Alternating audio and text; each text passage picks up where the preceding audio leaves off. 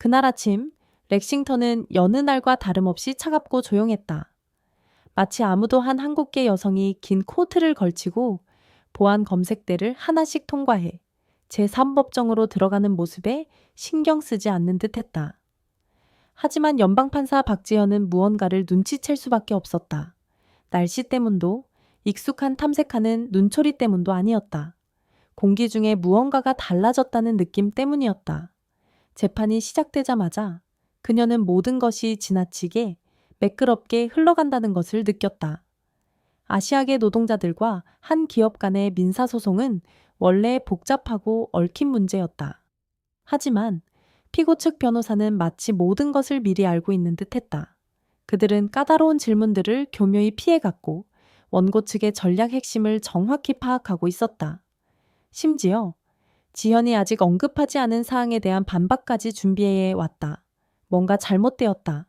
박지현은 이성을 넘어 평생 법을 다뤄온 사람의 직감으로 그것을 감지했다. 재판 중간 휴식 시간. 그녀는 개인 노트북을 열고 사법 시스템의 접속 기록을 확인하기 시작했다. 연방 판사로서 그녀가 가진 비밀스러운 특권 중 하나는 소송 관련 직원들의 접속 권한을 점검할 수 있는 권한이었다. 특히 정보 유출에 징후가 있을 때 더욱 그랬다. 그리고 예상대로 익숙한 이름이 여러 번 나타났다. 조이 맥갤런. 이번 재판의 내부 문서를 처리하도록 배정된 고위 법률 비서였다. 조이는 전날 밤 11시 47분에 시스템에 로그인했다. 그녀는 판결 초안이 담긴 폴더 전체를 열었을 뿐만 아니라 비밀 회의실에서만 열람 가능한 내부 메모가 첨부된 파일까지 다운로드했다. 그리고 이메일을 보냈다. 수신 주소는 불분명했다. 어리갈 그룹, 이마일로 끝나는 낯선 이름이었다. 나중에 박지현은 그 이름이 피고 측의 법률 보조원이라는 사실을 알아냈다.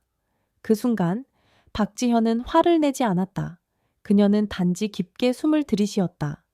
이건 더 이상 한 통의 이메일이나 한 직원의 문제가 아니었다. 신뢰의 문제였고 판사라는 직업의 자부심에 관한 문제였다. 정의의 저울을 쥔 사람이 기밀 문서를 외부로 유출당할 정도로 우습게 여겨진다면 정의는 더 이상 저울이 아니라 강자들이 몰래 드나드는 뒷문일 뿐이었다. 씁쓸했지만 박지현이 정의가 보호해야 할 사람들에 의해 오용되는 모습을 본 것은 이번이 처음이 아니었다. 그녀는 미국에 처음 왔던 초기 시절부터 배웠다. 아시아인에게는 절대 열리지 않는 문이 있고 그 문은 스스로의 냉철함과 강인함으로만 열 수 있다는 것을, 그리고 이번에는 문을 부술 필요조차 없었다. 그녀는 단지 눈을 뜨기만 하면 됐다. 하지만 모두가 알다시피 배신은 결코 홀로 오지 않는다. 그날 법정에서 조이가 보여준 눈빛, 반은 피하고 반은 거만했던 그 눈빛은 표면에 불과했다. 그 뒤에는 드러나기를 기다리는 층층의 편견이 있었다. 그리고 그것은 법정 안에서 오가는 낯선 눈빛들 속에서 서서히 모습을 드러내기 시작했다. 법조계에서는 말로 표현하지 않아도 되는 것들이 있다. 가벼운 고개 끄덕임, 빠르게 스치는 눈길, 입가에 머무는 얇은 미소, 이 모든 것이 신호가 될 수 있다. 하지만 그 작은 신호들은 읽는 법을 안다면 큰 것을 드러내기도 한다. 그리고 수백 개의 거짓과 진실이 섞인 증언을 지켜본 박지현은 눈빛 뒤에 숨은 것을 읽는 법을 너무나 잘 알고 있었다. 그날 오후 조이 맥갤런은 늘 그렇듯 단정한 모습으로 법정에 들어섰다. 높게 묶은 머리, 베이지색 블레이저, 은회색 서류 가방을 손에 들고 있었다. 하지만 그녀의 눈빛은 평소와 달랐다. 피하거나 고개를 숙이는 대신 박지현을 마치 장식품처럼 스쳐 지나갔다. 마치 그녀가 미국 법정의 배경일 뿐이고 조이가 늘 익숙하게 다뤄왔던 무대의 일부인 것처럼. 그리고 박지현만 그걸 느낀 것이 아니었다. 원고 측의 젊은 흑인 변호사가 동료에게 속삭였다. 저 비서 좀 이상해. 우리가 이길 걸 미리 아는 것 같아. 박지현은 그 말을 들었다. 하지만 그녀는 조용히 서류철을 덮었을 뿐 눈은 여전히 조이에게서 떼지 않았다. 언젠가 조이가 반은 농담, 반은 진심으로 했던 말이 떠올랐다. 박 판사님은 가끔 너무 교과서적이세요. 미국 사람들은 교과서대로 일하네요. 그때 박지현은 미소로 답했었다. 하지만 이제 그 미소는 마음속 불편한 침묵으로 바뀌었다. 몇 달 전 비슷한 상황이 떠올랐다. 의료보험 관련 판결이 출처불명의 문서 때문에 지연된 적이 있었다. 그 문서를 출력하고 서명한 사람은 조이였다. 박지현이 물었을 때 조이는 이런 사소한 절차는 판사님들이 보통 넘어가시죠? 라고 대답했다. 당시 박지현은 불안을 느꼈지만 조직을 위해 일을 키우고 싶지 않았다. 이제야 그녀는 깨달았다. 그건 실수가 아니었다. 특권 속에 살아온 사람들의 전형적인 습관이었다. 다른 이들이 자신만큼 법을 알지 못한다고 당연시하는 태도였다. 조이는 큰 소리로 말하지 않았다. 공개적으로 모욕한 적도 없었다. 하지만 그녀의 스쳐 지나가는 눈빛, 도와주는 척하는 대답, 문서를 대신 수정해준 행동 하나하나에 은연중 작동하는 차별이 있었다. 이름을 붙일 수 없는 편견, 하지만 분명히 존재하는 편견. 박지현이 박사 학위를 가졌든, 판사 가운을 입었든, 연방 도장을 찍었든, 그녀는 여전히 미국 법 앞에서 이방인일 뿐이라는 편견, 사법 환경에서의 오커니단의 환경의 인종차별은 더 이상 고함에서 나오지 않는다. 낯선 눈빛에서 나온다.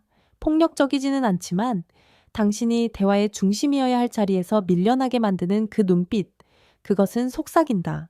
여기에 있지만 여기에 속하지는 않아. 그리고 박지현의 여는 그 눈빛을 뒤바꾸려면 단지 한 행동을 밝히는 것만으로는 부족하다는 걸 알았다. 증거와 법, 그리고 누구나 가질 수 없는 인내심으로 잘못된 사고방식의 시스템 전체를 증명해야 했다.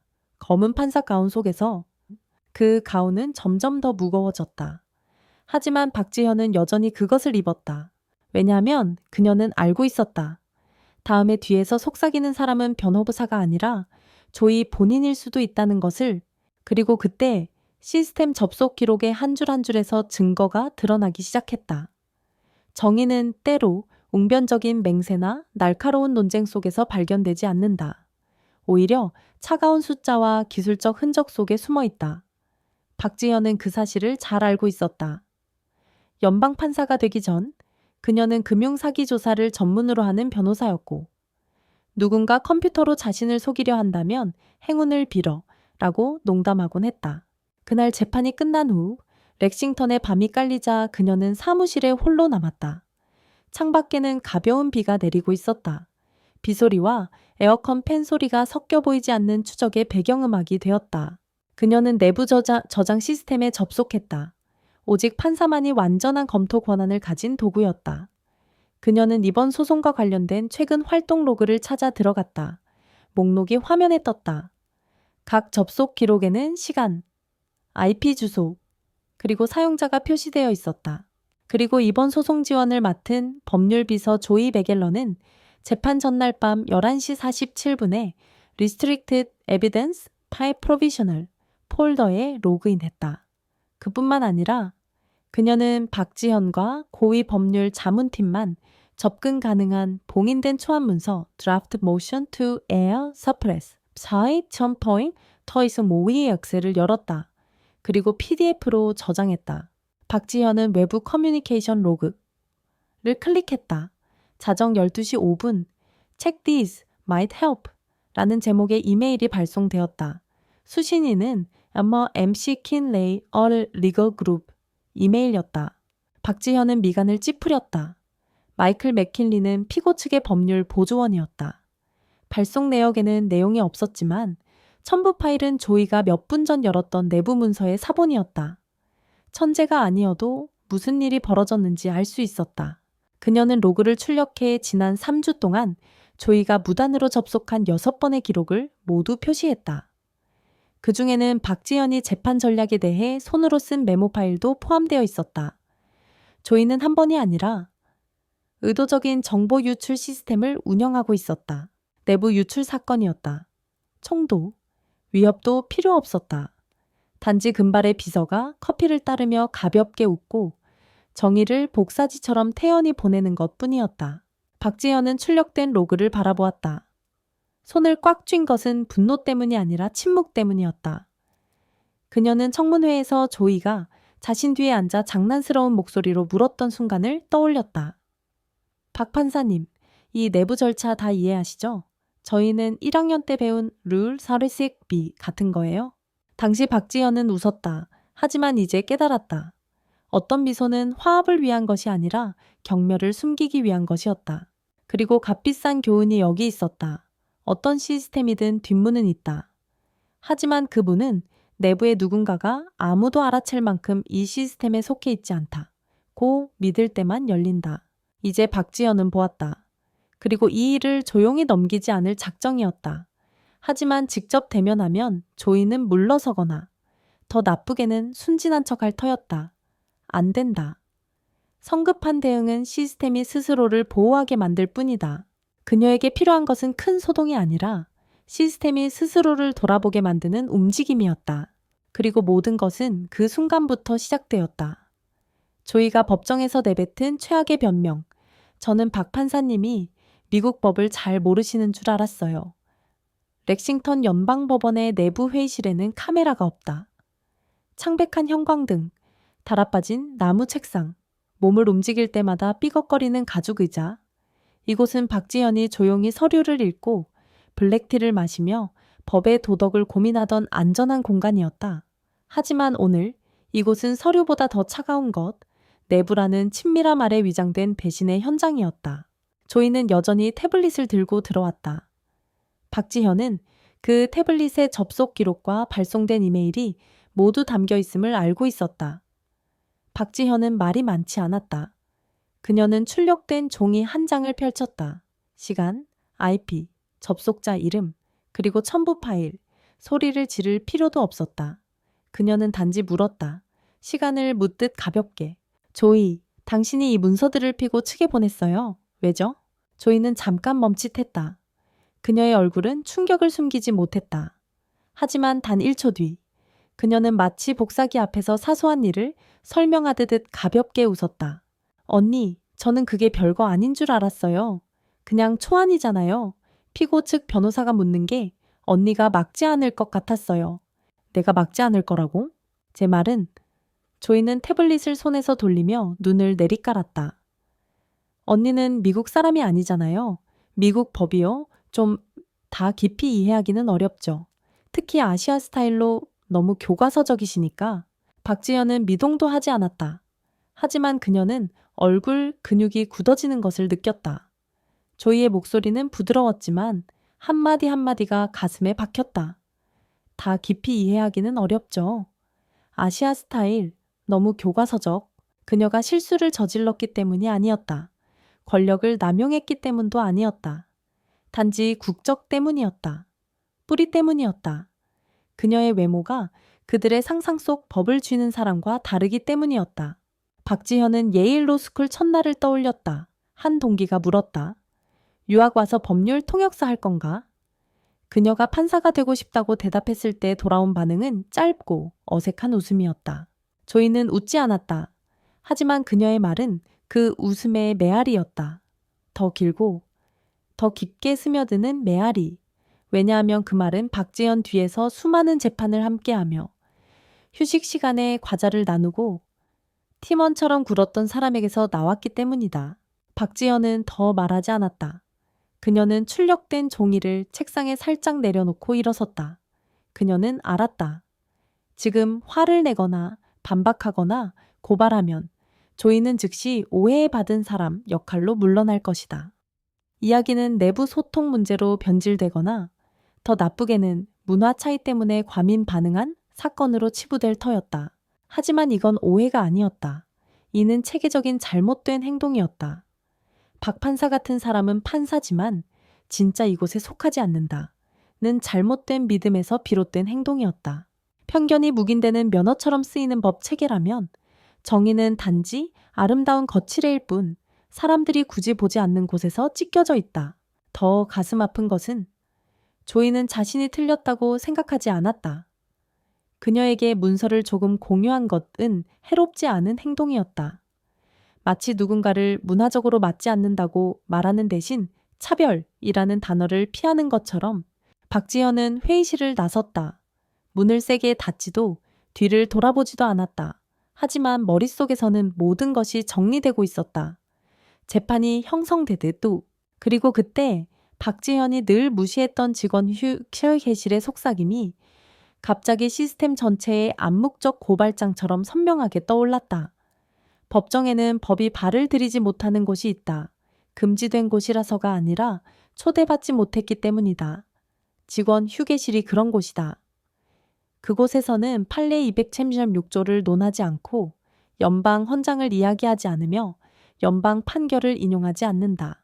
사람들은 주말 이야기를 나누고 TV쇼에 대해 수다를 떨고 회의 일정에 투덜거린다. 그리고 때로는 그들이 해롭지 않다고 여기는 말을 툭 내뱉는다. 하지만 실은 어떤 법률보다 독한 말들이다. 박지현은 남의 대화를 몰래 엿듣는 사람이 아니었다.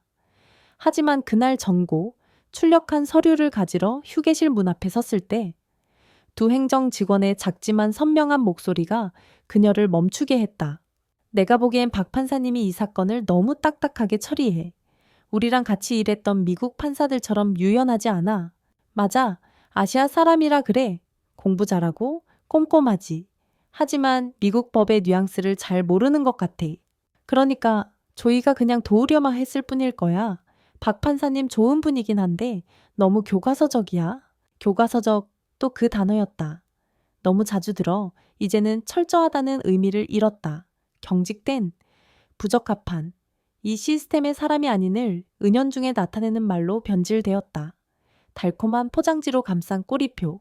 하지만 여전히 꼬리표였다. 박지현은 문을 열고 들어가지 않았다. 조용히 몸을 돌려 떠났다. 약해서가 아니었다.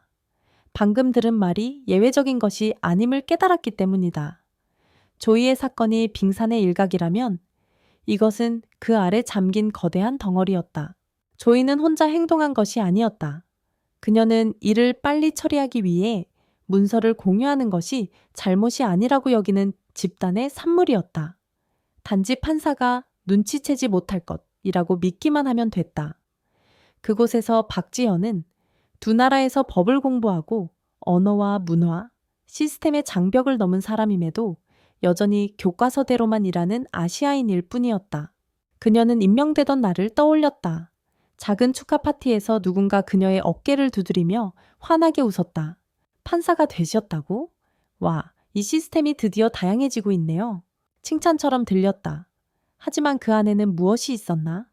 다양성은 그녀의 능력 때문이 아니라 시스템이 아시아인 얼굴을 필요로 했던 순간에 맞춰 등장했기 때문이었다. 체크리스트에 표시된 항목처럼 대표성, 그리고 오늘 모든 것이 터져나왔을 때 박지현은 한 가지를 분명히 알았다. 그녀가 아무것도 하지 않으면 아무도 대신 해주지 않을 것이다. 많은 이들에게 이 사건은 이미 끝난 일이었다. 사소한 잘못, 오해. 박 판사님 좋은 분인데 그냥 좀 교과서적일 뿐이야. 그리고 모든 부드러운 편견처럼 그것은 흘러가고 시스템의 심장에 뿌리를 내릴 것이다. 어느 누구도 그것이 차별인지 알아채지 못할 때까지 그녀는 그걸 계속 두고 볼 수 없었다. 자신 때문만이 아니었다. 언젠가 베트남계 판사, 흑갈색 피부의 변호사, 인도계 학생이 같은 보이지 않는 벽 앞에 서서 너무 교과서적이라는 말을 들을 것이기 때문이었다. 그 순간 박지현은 미국에 처음 발을 디뎠던 날을 떠올렸다. 그리고 낯선 땅에 뿌리 내린 사람의 가슴에 박혔던 무해해 보이던 질문들을 법정에서 시작되지 않는 재판도 있다. 가장 중요한 재판은 기억 속에서 시작된다. 정의가 아직 서류에 기록되지 않고 손바닥 사이에서 거친 감각으로만 느껴지는 곳에서 박지현은 미국에 처음 온 날을 늘 기억했다. 인천에서 시카고로 가는 긴 비행기에서 그녀는 중년 남성 옆에 앉았다. 그는 호기심 어린 목소리로 물었다. 유학 오셨어요? 법조계에서 통역사 하려고? 그녀는 정중히 미소 지으며 유창한 영어로 답했다. 법학 박사 과정 때문에 왔어요. 남성은 눈썹을 치켜 올리며 가볍게 웃었다. 오, 야심이 크시네요. 나중에 서울에서 교수 하실 건가요? 악에 없는 말이었다. 하지만 그 말은 그녀를 작은 틀에 가뒀다. 여성, 아시아인, 공부 잘하는, 정해진 틀 안에서 사는 사람. 그들의 생각 속에서 그녀 같은 사람은 법정에 서거나 판사석에 앉지 않았다. 그들은 가르치고 연구하고 통역하고 시스템 앞에 고개를 숙일 뿐 그것을 만들어내지 않았다. 그 기억은 박지현을 떠나지 않았다. 예일 로스쿨 강의실에서 백인 학생들이 서로를 친근한 별명으로 부를 때 그녀는 여전히 미스 박이었다.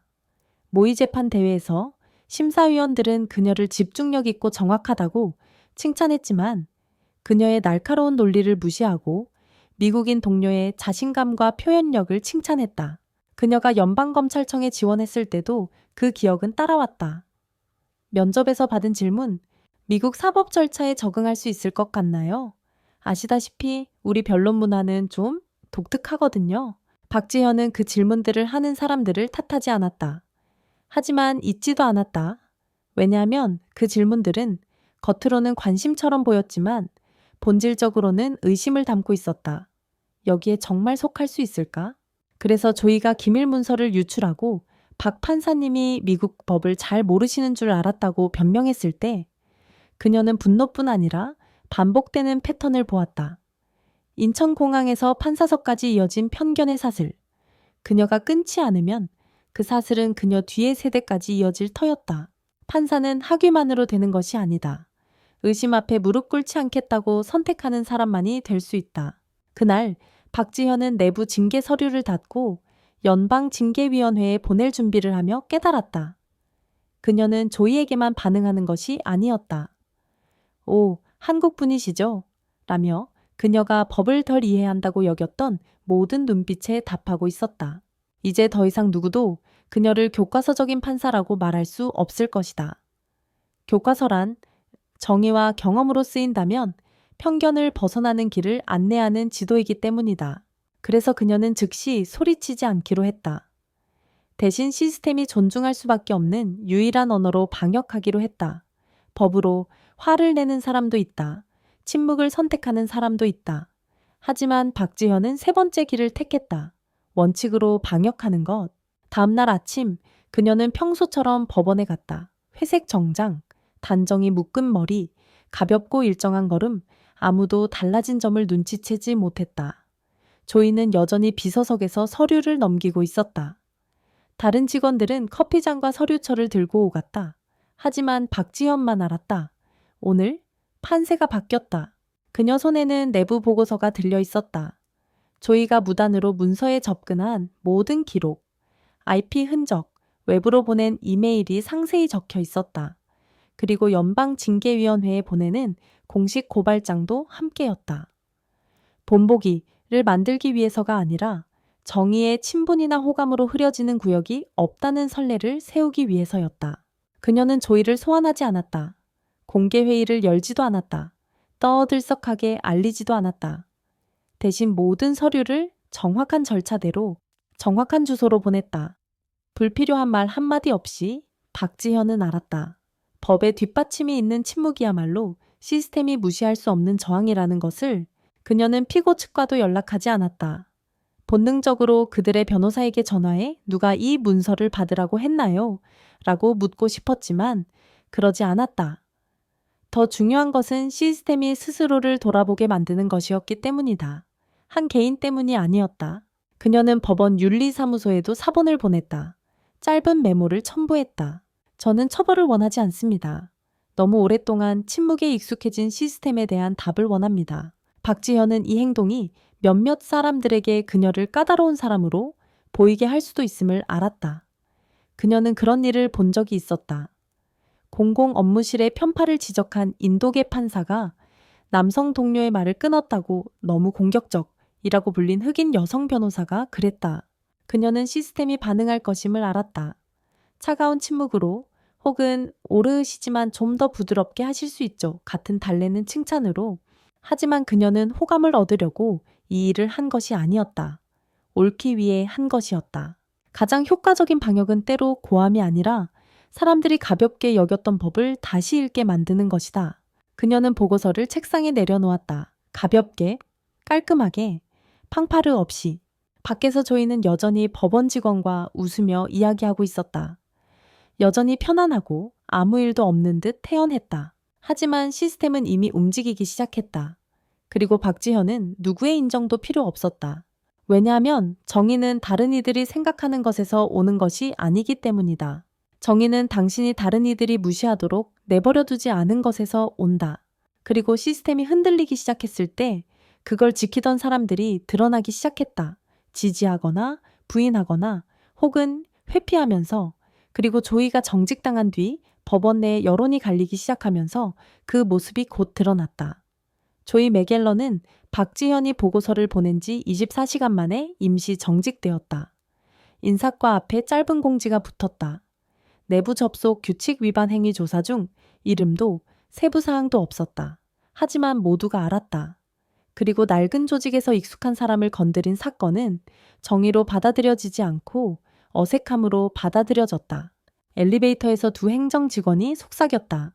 조이가 파일 몇 개 때문에 정직이라니? 진짜 의외야. 그러게 박 판사님이 좀 너무 엄격하지 않았나. 모두가 큰 소리로 말하지는 않았다. 하지만 가벼운 눈길, 잘 지내세요? 라는 조심스러운 인사. 그 모든 것이 박지현에게 익숙한 느낌을 주었다. 잘못해서가 아니라 스이모가 비케르모노오 아에테 우레타고토데 구이리 토리사레르 느낌. 하급 변호사 한 명이 차를 따르며 무심코 말했다. 박 판사님, 저희가 잘못한 건 알지만 그걸 연방 징계까지 올릴 필요가 있었을까요? 내부적으로 처리해도 됐을 텐데. 박지현은 그를 바라보았다. 화내거나 설교하지 않고 단지 물었다. 흑인 비서가 문서를 유출했다면 사람들이 똑같이 말했을까요? 그는 머뭇거렸다. 너무 직설적이고 너무 진짜인 질문이었다. 그리고 너무 불편했다. 조이의 사건은 더 이상 조이의 문제가 아니었다. 시스템 전체를 시험하는 시험이 되었다. 그리고 모두가 그 시험을 기꺼이 통과하려 하지는 않았다. 어떤 이들은 박지현을 정직하고 존경할 만하다고 여겼다. 다른 이들은 속삭였다. 그녀가 융통성 없다. 협력하기 어렵다. 이를 너무 키운다고. 그리고 아무도 그들이 진짜 생각하는 것을 말하지 않았다. 아시아 여성은 권력이 있더라도 여전히 부드러워야 한다는 것. 조이는 따로 만나자는 이메일을 보냈다. 편지에서 그녀는 사과하지 않았다. 이렇게 썼다. 악의는 없었어요. 그냥 박 판사님이 반대하지 않을 줄 알았어요. 어쨌든 여기서 처음부터 법을 배운 게 아니시잖아요. 박지현은 답장하지 않았다. 경멸해서가 아니라 말해야 할 모든 것은 이미 상부에 보낸 보고서에 담겨 있었다. 이때의 침묵은 굴복이 아니었다. 조이가 늘 자신을 지켜줄 거라 믿었던 시스템이 스스로 선택을 내리게 하기 위함이었다. 원칙을 대표하는 판사편에 설 것인가? 아니면 친분과 같은 문화라는 이유로 위반자를 계속 감싸줄 것인가? 징계조사국이 내부 청문회를 공식 발표했을 때 법원 내의 여론은 세 갈래로 나뉘었다. 공개적으로 지지하는 그룹, 침묵하는 그룹, 그리고 이를 너무 키웠다며 불편해하는 그룹. 박지현은 모든 반응을 보았다. 그리고 모든 눈빛을 기억했다. 왜냐하면 그녀는 알았다. 이건 더 이상 한 사람의 싸움이 아니었다. 이것은 시험이었다. 정의가 정말 공정한가? 아니면 다수와 닮은 이들에게만 공정한가? 그리고 그 답은 곧 조이가 박지현이 충분히 미국적이지 않다고 믿었던 바로 그 절차들에 의해 결정될 터였다. 수요일 아침, 흐린 날씨 속에서 내부 청문회가 열렸다. 비는 내리지 않았지만 하늘은 잿빛이었고 유리창을 통해 들어오는 빛마저 차가운 띠로 꺾였다. 징계위원회 회의실에서 박지현은 등을 곧게 펴고 앉아 두 손을 서류철 위에 가볍게 올렸다. 그녀가 발언하도록 지정된 것은 아니었지만 모두가 알았다. 그녀가 말할 것이라는 것을. 앞에는 위원회에 3명이 앉아 있었다. 은퇴한 주 법원 판사, 인사국 대표, 연방검사. 조이는 맞은편에 앉아 있었다. 더 이상 밝은 블레이저가 아니라 검은 스웨터를 입고 화장은 가볍게 했다. 그녀는 침착해 보였지만 왼손은 서류철 모서리를 끊임없이 만지작거렸다. 마치 자신이 과연 빠져나갈 자격이 있는지 확신하지 못하는 듯했다. 박지현이 먼저 발언하도록 초대받았다. 그녀는 천천히 일어섰다. 목소리는 떨리지 않고 차갑지도 날카롭지도 않았다. 저는 개인적인 자존심 때문에 여기 있는 것이 아닙니다. 동료에게 복수하려고 여기 있는 것도 아닙니다. 저는 한마디 때문에 여기 있습니다. 그녀는 잠시 멈췄다가 위원들을 똑바로 바라보았다. 그 말은 저는 박 판사님이 미국 법을 잘 모르시는 줄 알았어요. 방안은 고요했다. 밖에 바람소리마저 멈춘 듯했다. 저는 한국에서 태어났습니다. 맞습니다. 매일 아침 어머니와 한국어로 대화합니다. 맞습니다. 예일 로스쿨에서 전액 장학금을 받기 전 서울에서 대학을 다녔습니다. 그것도 맞습니다. 하지만 그 어떤 것도 제가 법을 덜 아는 이유가 되지 않습니다. 그리고 확실히 연방재판에서 피고 측에 기밀 문서를 유출한 비서의 행동을 정당화할 수 없습니다. 조이는 고개를 숙였다. 위원 중 한 명, 은퇴한 판사는 살짝 고개를 끄덕였다. 동의해서가 아니라 그녀가 이 시스템이 오랫동안 교묘히 피했던 말을 하고 있음을 인정하는 듯했다. 박지현은 말을 이어갔다. 조이는 제가 눈치채지 못할 거라 믿었습니다. 그녀의 무의식 속에서 저는 이방인이었기 때문입니다. 저는 여기서 고등학교를 다니지 않았습니다. 미식축구를 하지 않습니다. 동료를 짧은 별명으로 부르지 않습니다. 하지만 정의에는 여건이 없습니다. 그리고 옳고 그름을 판단하는 것은 국적이 아니라 진실에 달려 있습니다. 방 한쪽에서 작은 기침 소리가 났다. 아무도 그쪽을 보지 않았다. 박지현은 목소리를 낮췄지만 한마디 한마디는 단단했다. 취임할 때 저는 영어로 맹세한 것이 의식이 아니었습니다. 법이 국경, 피부색, 편견을 초월할 수 있다는 믿음으로 맹세했습니다. 만약 이 시스템이 아는 사람이라는 이유로 잘못을 바로잡지 않는다면 그 시스템은 스스로 세운 원칙을 배신하는 것입니다. 더그 긴 침묵이 방을 감쌌다. 조이는 입술을 굳게 다물었다. 사과의 말이 입술 끝에 걸려 있었지만 끝내 나오지 않았다. 괜찮았다. 박지현은 사과를 들으러 온 것이 아니었다. 그녀는 분명히 말하러 왔다. 정의는 억양에 굴복하지 않는다. 진실 앞에서만 고개를 숙인다. 그리고 그날 처음으로 회의실에 있던 누구도 박지현의 국적을 언급하지 않았다. 그저 그녀의 역할만 언급되었다. 판사, 정의의 수호자, 그리고 그녀가 미국 법을 잘 모른다는 믿음으로 무책임하게 행동할 권리는 누구에게도 없음을 시스템 전체에 상기시킨 사람. 그 후 법원 내에서 새로운 성찰의 물결이 일기 시작했다. 그리고 그 여파는 오랫동안 침묵하고 견디고 빗속으로 나서기를 두려워했던 많은 이들에게 닿았다. 청문회 일주일 뒤 조이 맥갤러는은 보안 절차와 직업윤리 위반으로 공식 해고되었다. 기자회견도 요란한 공지도 없었다. 인사부에서 보낸 짧은 이메일 한 통뿐이었다. 법률비서 2번 자리가 현재 모집 중입니다. 이전 인사 관련 정보를 승인 없이 논의하지 마시오. 박지현은 통쾌함을 느끼지 않았다. 축하하지도 않았다. 하지만 마음속에서 조용한 물줄기가 흐르기 시작했다. 자신을 위한 것이 아니라 그녀가 섬기는 시스템을 정화하는 느낌이었다. 며칠 뒤 그녀는 법원 복도 한가운데서 걸음을 멈췄다. 늘 형식적으로 고개만 까딱이던 흑인 경비원이 그날 그녀에게 다가왔다. 그는 많은 말을 하지 않았다. 손을 내밀며 말했다. 목소리를 내줘서 고마워요. 그뿐이었다. 하지만 박지현은 이해했다. 그도 침묵 속에서 살아왔고 보고 이 시스템을 이해하지 못한다는 취급을 받아왔기 때문이다. 얼마 지나지 않아.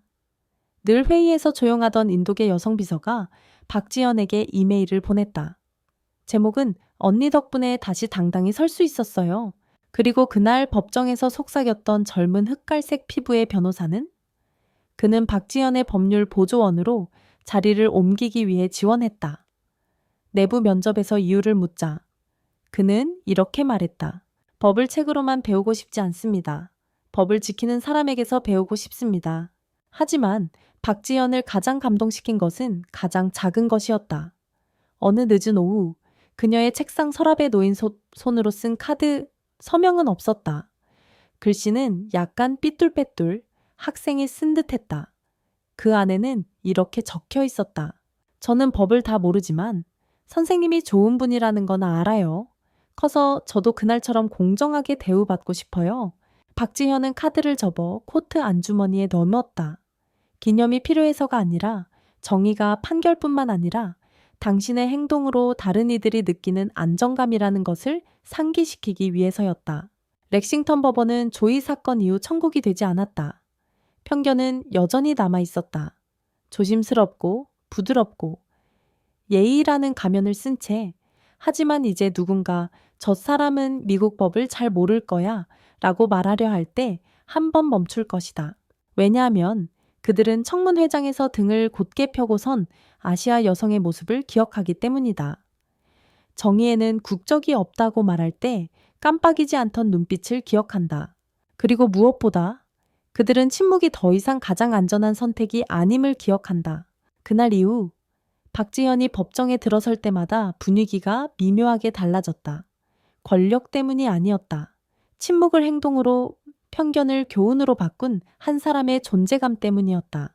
그리고 그해의 말, 국제사법 컨퍼런스에서 박지현은 인종, 법, 그리고 보수적 시스템에서의 용기라는 주제로 연설하도록 초대받았다. 수백 명의 판사, 법학자, 기자 앞에서 그녀는 자신의 한국어로 연설을 시작했다. 제 이름은 박지현입니다. 정의는 국적이 없습니다. 강당은 고요했다. 그리고 곧 박수가 터져나왔다. 낡은 시스템의 나무벽에 메아리치며 마침내 누군가가 모두가 느끼지만 말하지 못했던 것을 입 밖으로 꺼냈다는 듯했다. 그날 이후 렉싱턴에서 그리고 얕잡아졌던 이들의 마음속에서 정의는 더 이상 차가운 금속 저울의 모습이 아니었다. 그것은 한 여성의 모습이었다. 높게 묶은 머리, 고개를 숙이지 않는 눈, 그리고 한국어와 진실, 두 언어로 쓰인 법전을 굳게 쥔 손. 당신은 피부색, 언어, 출신 때문에 얕잡아진 누군가를 본 적이 있나요? 그 이야기를 아래 댓글에 나눠주세요. 그리고 정의가 모든 언어로 말해야 한다고 믿는다면 좋아요를 누르고 채널을 구독해주세요. 부당함 앞에서 결코 침묵하지 않기 위해